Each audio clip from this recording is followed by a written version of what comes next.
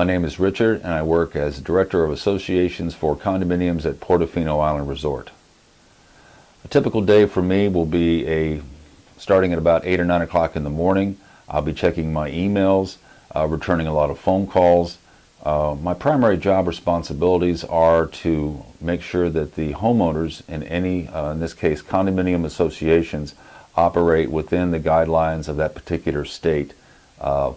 I try my best to communicate the rules, the regulations, and interpret the governing documents that each condominium operates under. You'll typically find yourself working about 50 hours a week. It depends on your structure of other ancillary people, whether you'll have to do a lot of the work yourself in terms of contracting for contracting, electricians, for lawyers, for different people that will be interpreting the documents or helping out the owners do anything that they wish to do. You spend a lot of time with the individual board of directors. These are the individuals selected by their owners to govern and to operate the association, since most of the condominium owners are busy doing other things. So the board, in essence, operates the condominiums, and that's who I relate to most of the time. Association boards tend to meet on a quarterly basis and then have one annual meeting. So a lot of the time what you're doing is you're communicating the major events that occur on a quarterly basis to all the owners to keep them informed about what's happening in their associations. The job is a stressful job. The reason is that typically condominium management, the individuals that have bought their condominiums, are normally type A personalities that have generated a lot of money. That means they're used to being in charge, and at times when you have to tell them things that they either don't understand about the governing documents, or simply because of the fact that they need to be told at times they can't do things, it isn't the easiest thing in the world. So part of the stressful job is being able to politically and hopefully correctly explain what it is that you need to explain about why they can or cannot do something without making them angry. So most people, I think, take it really well, but you develop relationships as quickly as you can with the board of directors. You maintain those relationships, and then you try to answer all the board's decisions in the right way to all the owners when they're asking questions about how and what happens. One of the big things also with this position is, as people buy their units, you explain everything that you can about the structure of the environment that they bought into, so that they understand that really, in this case, a condominium, which in Portofino is a 15-story building, is a vertical community that they've chosen to live in. Community association managers are required to be licensed by the individual state that they're practicing in. Each state requirements are different. Typically, you can go online and find out what those requirements are.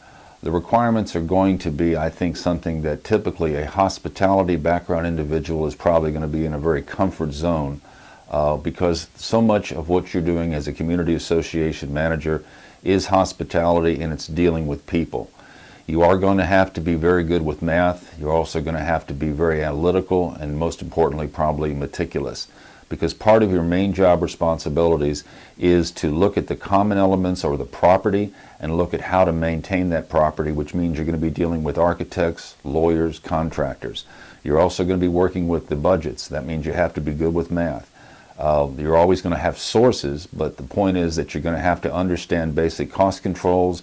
You're also going to have to understand the life expectancies of the physical plant. So it's important for you to understand that math background is going to be very, very important.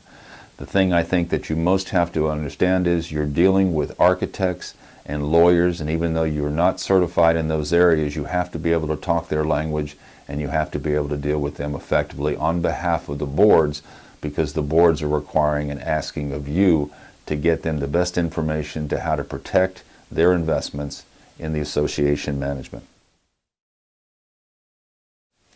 I think the best parts of being a community association manager is you get a chance to meet different types of people.